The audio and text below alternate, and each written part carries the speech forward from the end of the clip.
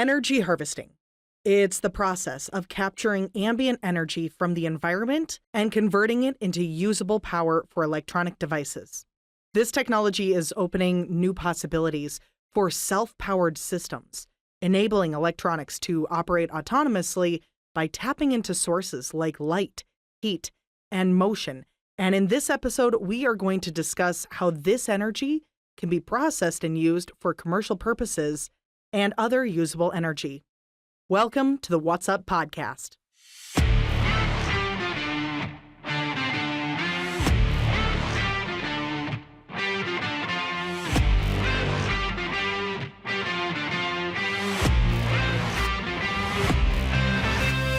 You're listening to Würth Elektronik's What's Up radio podcast, where each week we're seeing what's up in the world of electronics and PCB design. We'll be checking in with leading industry experts and Würth Elektronik technical specialists who are going to shine a light on interesting topics, such as energy harvesting, wireless power transfer, EMI issues, and so much more. Tune in to get technical design tips and applications during your commute, at your desk, or wherever you might be with Würth Elektronik's What's Up podcast. In this episode, we're going to take a closer look at the types of ambient energies and the challenges involved in converting and storing them efficiently. But not only will we talk about different methods for converting ambient energy into reliable power, we're also going to cover strategies for handling sporadic energy and voltage fluctuations and the impact of energy loss through leakage. We'll also talk about low-power converter ICs that manage energy from multiple harvesters and power microprocessors with integrated RF modules for wireless autonomous operation, and also the role of low-power sensors in the energy harvesting ecosystem. My name is Laurent. I'm working like a field application engineer as well, and I'm really enthusiastic for energy harvesting application. And if you talk about energy harvesting application, the thing is that mostly when you talk and you think about energy application, you think it is energy for free. Somehow that's true. You have a non-electrical form of energy which you catch and you use a transducer to make electrical energy for that. You have multiple possibilities. You can use vibration with your piezo element. You can use a thermoelectric generator if you have temperature differences. You can use movement, of course, make an inductive harvester. You can use photovoltaic panels, small solar panels is also the most used one. The thing is that by today, if you buy some new device, even if it's just a coffee machine, you will see that you have the possibility to buy a coffee machine which have a app function, you have a Wi-Fi module on it, and you can control your coffee machine from your mobile phone. Coffee machine must be wired. This is not a problem. You can make it smart. But how about if you want to have something like a sensor for measuring the outside temperature or the wind speed, or somewhere where you cannot put additional wire, or you are terrible to bring some other wire for have access to grid. So in this case, you will use maybe Wi-Fi, and the solution in first step, it will be a battery powered. The thing is, if you put like a small sensor for your meteorological station and you put that on the roof of your house, after a while you have to climb there and you change the battery. This is not something good, especially when it's happening in winter, when it's snowing. And actually, we don't want to change the battery, but we want to have this extra sensor working. And by the way, when it's wind there, they have a small wind movement. You have a turbine which is generating electricity. Why you should not use this sensing also for generating enough electricity to power your sensor node? Or anyways, outside you have a solar panel possibility to put there to power himself, this sensor, and you don't need to change the battery. This is just one of the applications, but it's just right now in my mind. But you have multiple possibilities to do energy harvesting.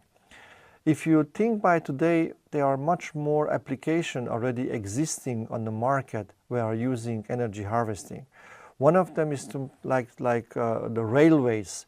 The railways, you can imagine if you will put every sector which is monitored using wires, it will be a lot of wire need and a lot of maintenance on this wire.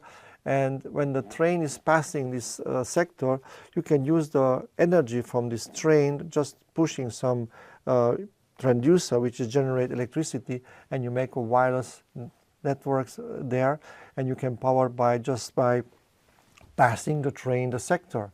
As well, the tire pressuring monitoring system. Right now, the standard version are using this ventil battery stuff, which after latest 3-4 years is empty. But how about if you buy already the rim, which is inside of the rim, already the tire pressuring monitoring sensor, which doesn't need to be recharged or doesn't need to be changed, because when your rims is used, it's used, and also the battery is not inside, it has also energy harvesting generator. By using some smart wearables where you want to measure your temperature of your body, you want to command your MP3 player or mobile phone, whatever, you could use also false battery, but this is not a good option. Maybe it's important to try to use wearables which can harvest your energy from your body, like temperature, or energy by during your moving, and all this is possible to do today by using standard devices from just buy it from stock from a distributor, or just use by yourself direct from manufacturer. Current solution, when you have vibration, you can use with a low amplitude but high frequency vibration. You can try to use this kind of different piezo elements. There are different sizes and different manufacturers who can supply piezo elements for the market. The thing is, it's quite not so cheap. They are quite expensive, but sometimes it's also a solution to make a sensor node without maintenance. If you just think on a vibration which is using a big ship when transporting containers, and you can harvest this vibration from the ship and monitor if your container is still on the ship or not anymore. Just an idea in this case to use this battery-less device, whatever. The thing is, by thinking on energy harvesting, it's always people think it's energy for free. Well, somehow the energy is for free, but we have to make some investment in transducer, and not only just the transducer. We have to calculate exactly what is the demand of the device in total when you are powering from energy harvesting. You want to make it very reliable, you want to make it autonomously, but you have to think on some measurement and some calculation. First of all, it's not enough only just to know what is the maximum demand. You have to know what is the demand when the processor is wake up and have to do a job of calculation, something, and the rest of the time is just in deep sleep mode. So in that time, the energy consumption is extremely low, and you don't need to put a lot of energy in the storage. Another function, it is also important to communicate this data. When you are communicating data by RF, in terms of TX transmission time, you have a different energy consumption, but also again for a very short time. You have to know the peak currents. What is your peak current and how long, and then you can start to make energy harvesting calculation and think about which storage you will need and which kind of energy source you can decide to use. The second step, after you know that, okay, I can use like indoor light. This is the most simple one, an indoor photovoltaic module. It's a good solution, but could be happen that you will need to use this energy to put this device not only in the room where it's light or outside. You will put somewhere in the basement where is no light, it's dark, but maybe in the basement, in the cellar, you have something like temperature difference. Then you can start to use TEG, thermoelectric generator, which you can harvest the temperature difference between this outside wall and inside wall, or you have a water pipe which is maybe hot or maybe cold. It depends. You can use thermoelectricity, electricity, not only light. And the third step, the next step, is to know how much energy I have to store where, because you can store it in a capacity bank, you can store it in supercap, in ultracap, or in lithium rechargeable batteries. And the last one, which you will need to use in just in case you want to unpack the box and you want to have the device already operated and you cannot deliver a pre-charged battery, you could put also a dry battery to just boot up the system, and after this system have been booted up, you don't need any more the battery ever, because you will harvest different forms of energy, non-electrical energy, transform it with a transducer and use the sensor node totally autonomously. By typical energy, what you can harvest is something like by RF. If you are trying to harvest RF energy, is the most weakest one and the most complicated one. You have to be a good analog designer or radio amateur, I will say, to try to harvest the RF energy. And the amount of energy is quite the most weakest one, but in long term harvesting energy, it's also possible to make at least a very simple sensor node to operate. I will start better with thinking about temperature, thermoelectric generation, or solar cell. This is the most used one in terms of energy harvesting and can be quite easily realized. Today the processor, I'm not talking about the processor from your computer, but you can buy a processor like ARM Cortex-M3 core based, which in deep sleep mode they can go down to 100 nanoamp consumption, current consumption, which is extremely low, and it's a nightmare to measure that if you don't have a column counter. But it is possible to still have the processor awake, and only when you wake up the processor to make a calculation, his consumption can be between 1 milliamp to 10 milliamp, and then again in deep sleep mode. And such kind of application could make a lot of different sensors or loggers, whatever, even a small ear aid can be done with energy harvesting today if you are doing the right design. We are also part of one European committee where we are in a founding project called Symphony. Würth Elektronik, we did make a small chip, a small DC-DC converter, which is in a small silicon, extremely small. The rest of the electronic is mostly printed, so the piezo element is printed, the diodes are printed, the supercups are printed, and only our small silicon, of course, cannot be like so easy printed to make some smart silicon printed. We did make a small IC, and this IC supplied the voltage for the smart board, which is can be RF module or whatever. And the application, the use case are three different use cases. One of the use cases is one of the wind generator blade monitoring to don't kind of predictive maintenance to don't before they're breaking, they give a signal. Another use case is the smart floor, where when you walk on the floor, it will also sensing if somebody is on the floor and give you also information where the people are working in the store or for alarm system. And the third solution, which is my favorite one, is the bike tube, where it's monitoring the bike pressure and temperature of your bike tire.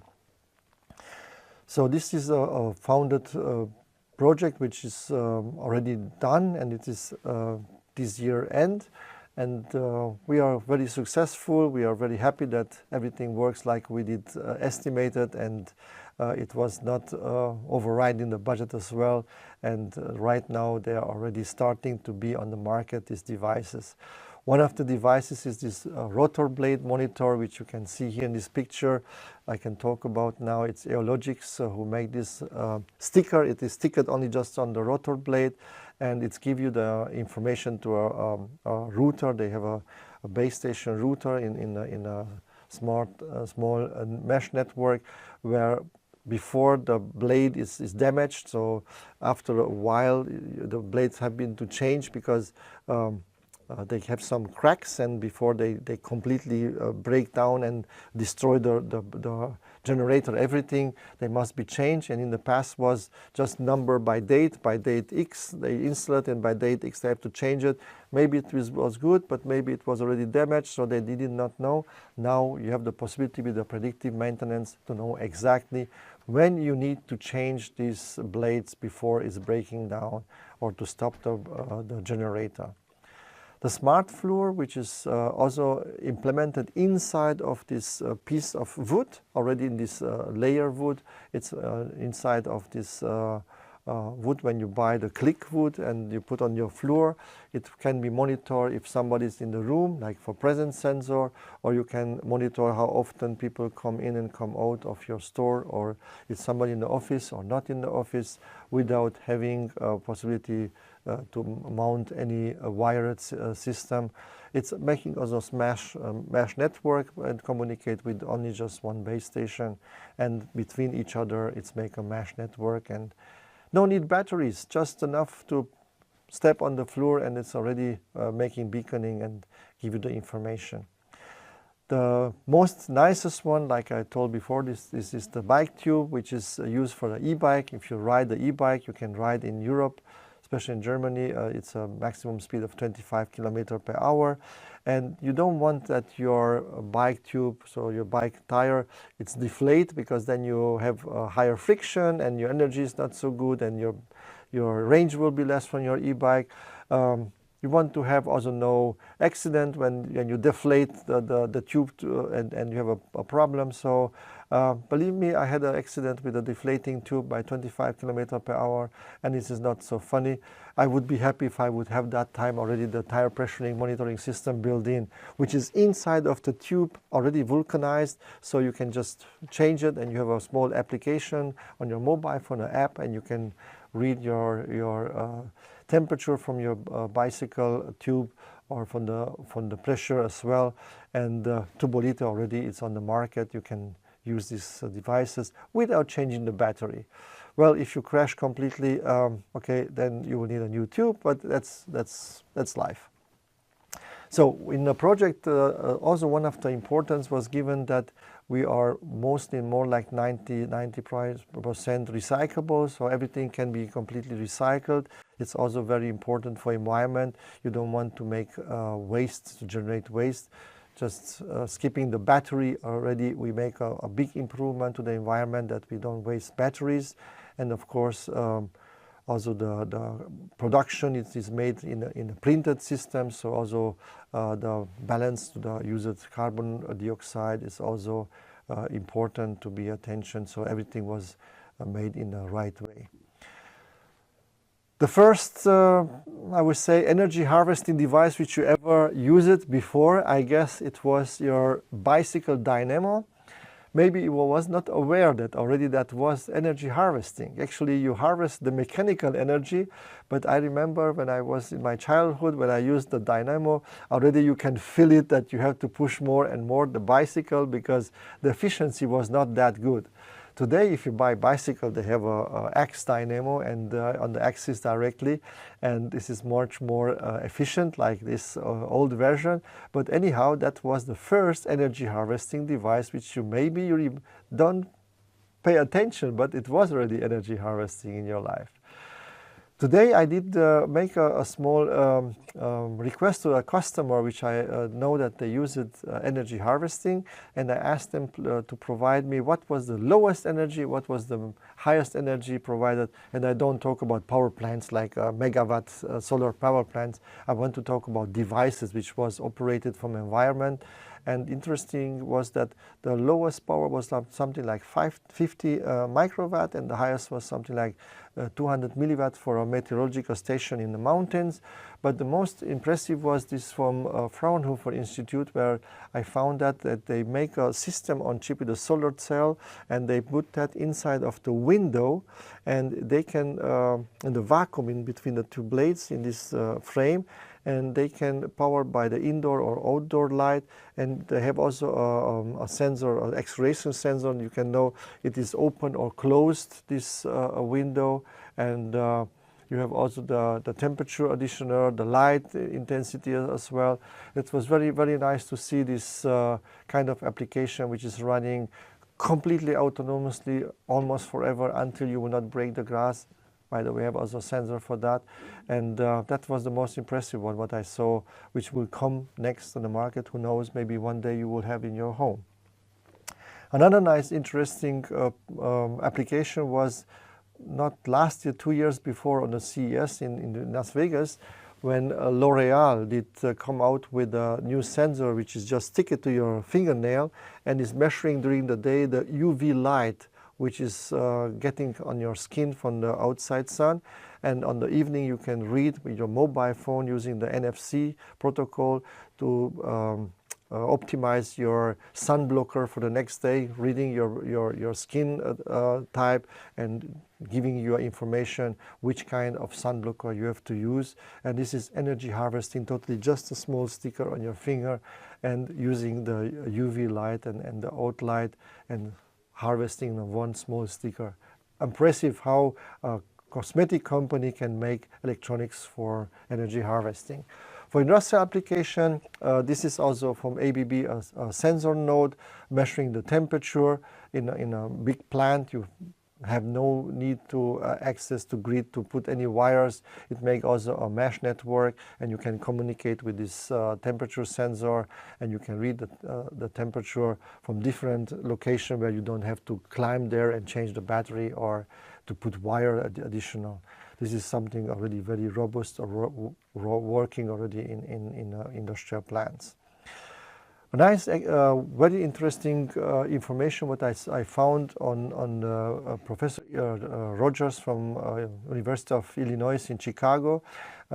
He and his team, they built a mesh which is woven directly on the heart, and when the heart is beating, it's generating enough energy that you can power on a pacemaker. There are some pictures from prototype. It's copyright of Professor Rogers on the University of Illinois, and this is something which maybe in the future some pacemaker people who doesn't need a second surgery to change the battery can use this kind of technology as soon the medical release will be done. Würth Elektronik providing for making this kind of first steps in energy harvesting development. We have these design kits. This is the design kit called Glenergy, because you can harvest here thermoelectric, you can harvest solar, you can put piezo, you can put even inductive harvester transducer, and you have the possibility to store in different storage like capacity banks, supercap is on it, it's a lithium-ion rechargeable batteries on the board, and on a smart board the processor is using also ARM Cortex M4 core, and you have also RF module, you can have a dongle, you can communicate and make your own code, have an e-ink display to not waste energy, to see if you want to make something visual. It's a development kit which you can use for multiple, I would say, tests for yourself, just in case you want to make some designs in energy harvesting. If you'd like more tips and tricks, or if you're interested in ordering the Glenergy board and the sensors mentioned today, you can do so online at www.we-online.com or through your local Würth Elektronik sales representative. While visiting our website, you'll find a wide selection of sensors, design kits, EMC components, power magnetics, and additional products to support your projects. For further assistance, please reach out to your Würth Elektronik contact. You can also chat with our live team online or place orders directly through the MyWE customer portal.